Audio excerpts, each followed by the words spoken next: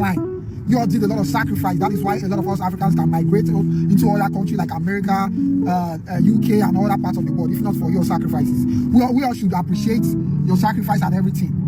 A lot of my African brothers are not going to agree with me on this, but let me tell you something. Ever since I moved to the United States, I have assimilated to the culture. I am Nigerian. Now, I already have a lot of culture packed into me, but something about like HBCU, the whole fraternity culture, to a degree, a lot of it is just like motivating. Like it just makes you want to go get them. Like, go get them. Go take over the world. I actually want to talk about how great Black America is.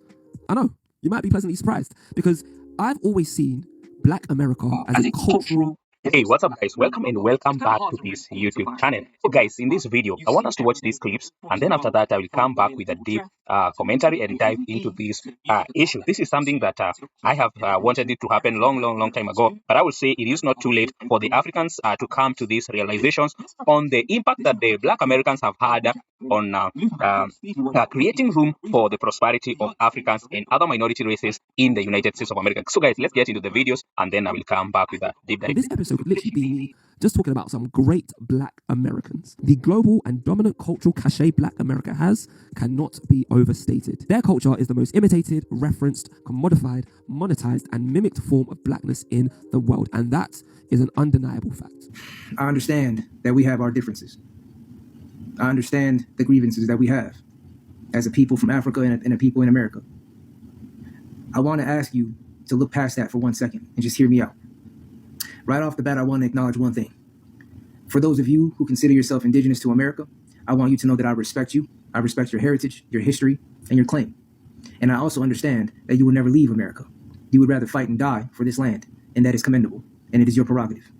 The Civil Rights Bill is the reason why our parents got to come over here. 1964, Lyndon Baines Johnson, who was one of the most racist son of bitches on the planet, had to sign that civil rights. But you know, Martin Luther King is right next to him. Right, yeah. So that is the reason why Koreans can come here.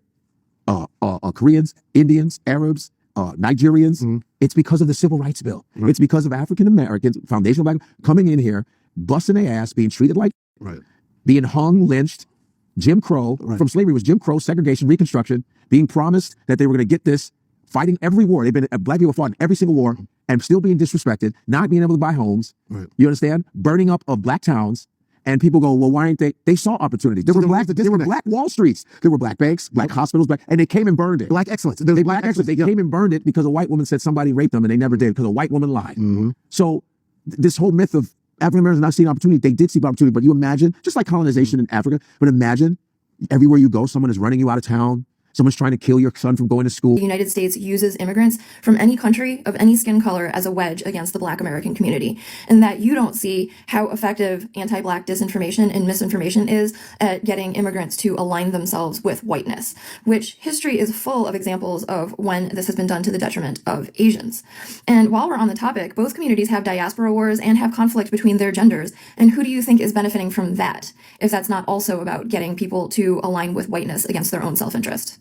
Us American Black folks be minding our own business, and we just be catching unnecessary strays by people that be having the American Black aesthetic, especially the sisters. These African girls get on here, the eyelashes, the makeup, the 30-inch bust downs, trying to tell us that they're not Black, and they get mad when people mistake them for being a Black woman. And then it's always, oh, y'all don't have no history, yada yada Black, y'all call yourself colored in Africa, but we be trying to tell y'all that is a racial term in America, and it'd be a whole lot of unnecessary shit.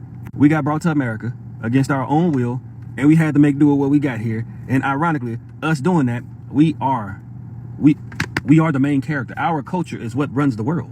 And it just be so hard for people to accept it. Like, it's cool.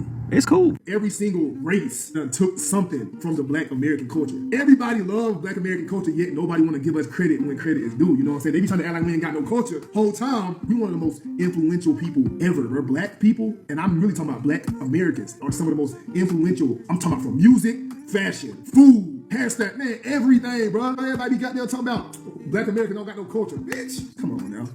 Come on, man. Even goddamn motherfuckers over there in China, Japan, they be trying to goddamn imitate what we do over here. I seen a Chinese, man. Everybody be copying shit we do, you know what I'm saying? I'm telling you, if you really pay attention to the whole world be copying Black American culture, bro. I promise you, everybody wanna, you know what I'm saying, act like us, talk like us, you know what I'm saying, make music like us, wear what we wear. But when it comes to actually accepting the title of being a Black person, everybody always say some crazy shit like, nah, I ain't Black. My family.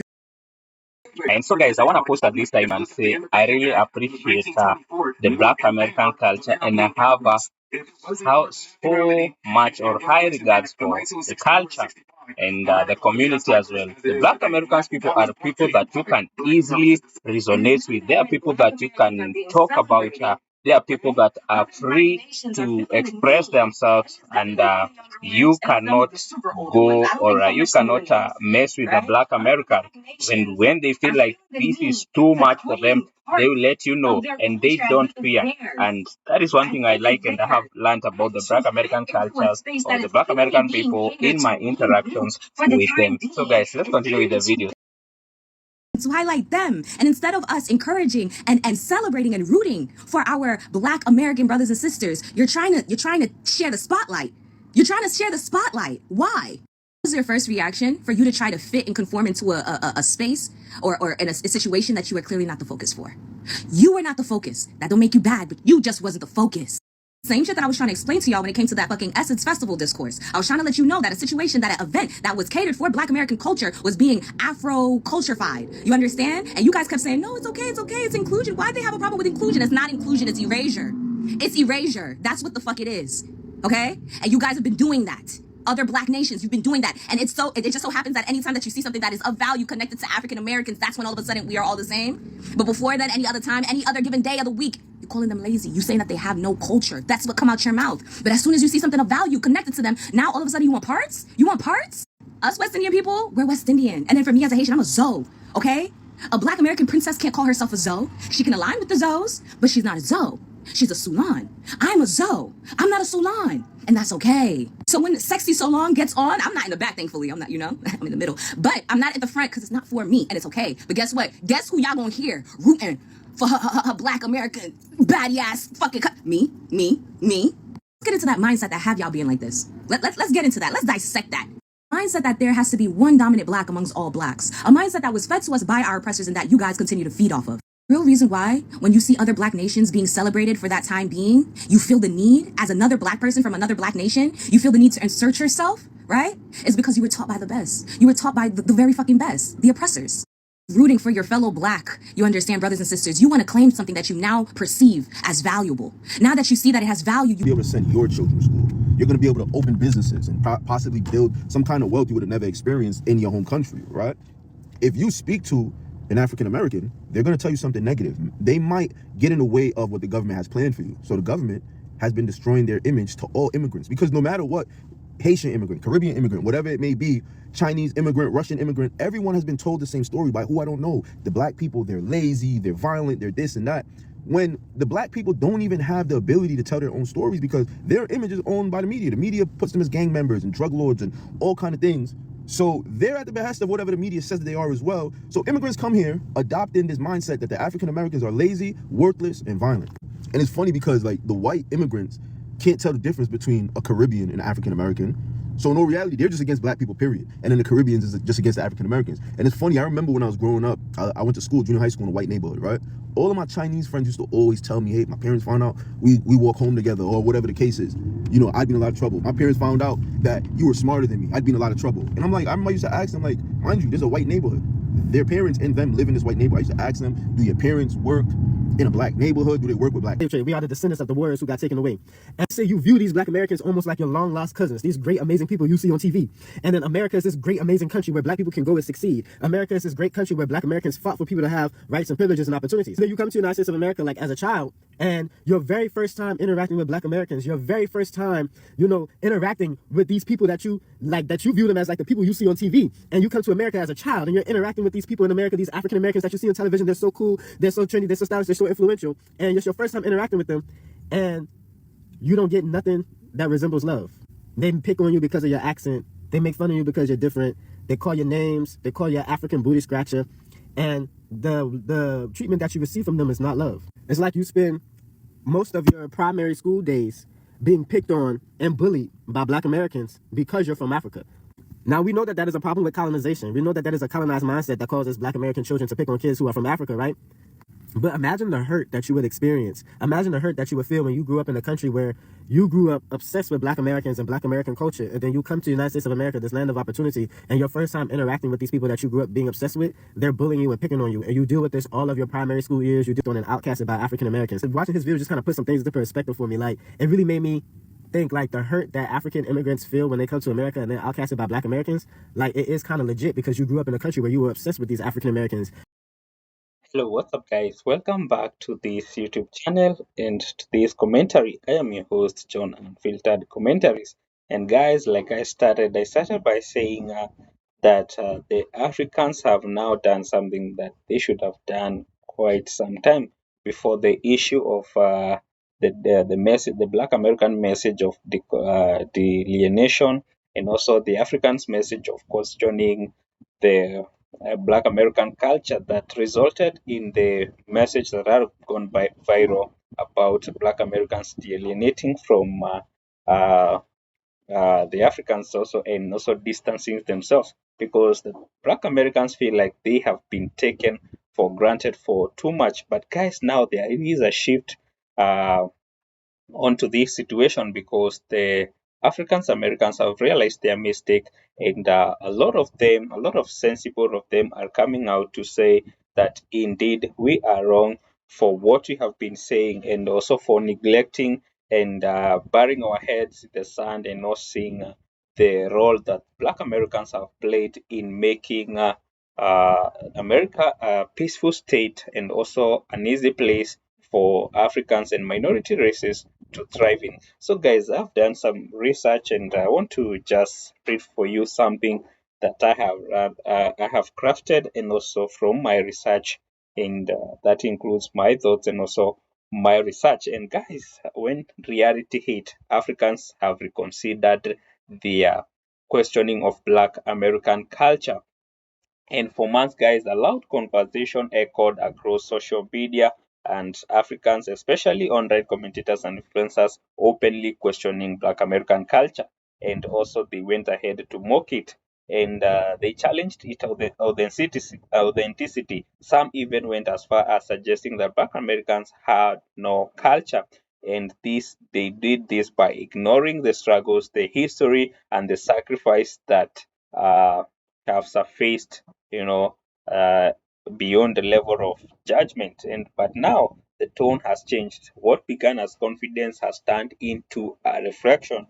What started as criticism has ended in an apology. And because Americans finally spoke clearly, firmly, and without compromise, expressing their dissatisfaction with the comments made, and voiced a message of mass delineation from Africans and other black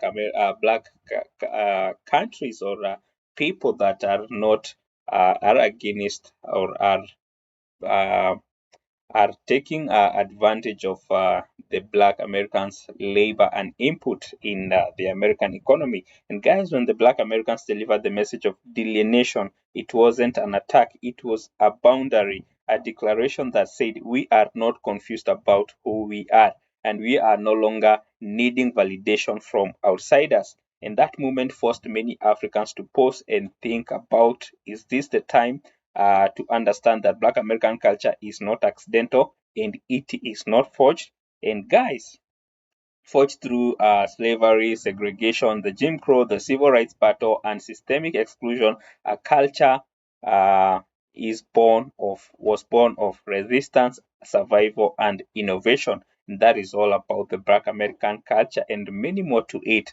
And not the goodies, but the challenges and the difficulties that contributed to the establishment of the Black American culture, or that reshaped it. And guys, slowly this realization is setting in as African immigrants and other minority groups, including the Asian communities, have begun to acknowledge the uncountable truth, and their ability to thrive in America did not just happen from a vacuum.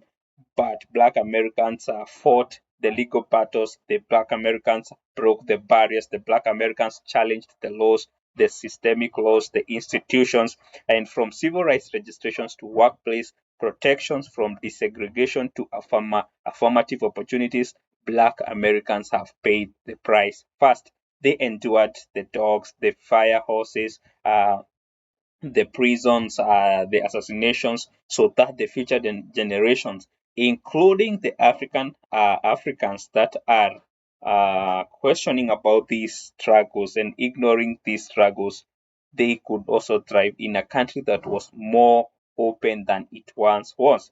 And guys, that reality is now sinking, and it will continue to sink because today we see Africans publicly apologizing, walking back statements admitting they spoke from ignorance, or their representatives or those that spoke on their behalf were ignorant, and they are now acknowledging the misunderstanding of the Black American culture that they have studied from the Black American history. And guys, this message is no longer dismissive.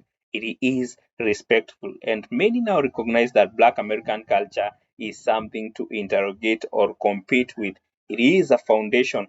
I mean, rather, guys, I would say that the Black American culture is not something to now interrogate or compete with. As we have seen, there is a lot of competition from Africans and other minority races that include the Asian communities to compete with the Black Americans in terms of what they have done for America. But guys, if it goes without notice, guys, the American community is made of the Black Americans. They are the foundations. They have done everything. They have laid the foundation to see where American is now. And guys, this shift isn't about shame. It is about growth. It is about understanding the solidarity begins with respect. Even as myself, as an African, I would call for the unity, the collaborations between Black Americans and Africans. That will not come without respect. It begins with respect. It begins with a coexistence that requires understanding and respecting boundaries. And guys, that you cannot benefit from a struggle while denying the people who fought it. And Black Americans did not ask for approval, and they just asked for delineation. And in doing so, they forced a long overdue reckoning, and one that is now changing the conversation across the diaspora. And this movement, guys, marks the turning point, not division, but clarity, not silence, but truth. And for many Africans watching, listening, and learning, it is the beginning of understanding that Black American culture truly represents the sacrifices, the efforts, and the opportunities that are now being enjoyed worldwide and globally by people that have been for so long seen as the minority people. So guys, thank you for always coming to watch these videos. Do let me know what you think about these messages and the trending TikTok videos and the online videos from all these creators on how the Africans have publicly come to express their apology for questioning the Black American cultures. Guys, see you in my next one. Adios.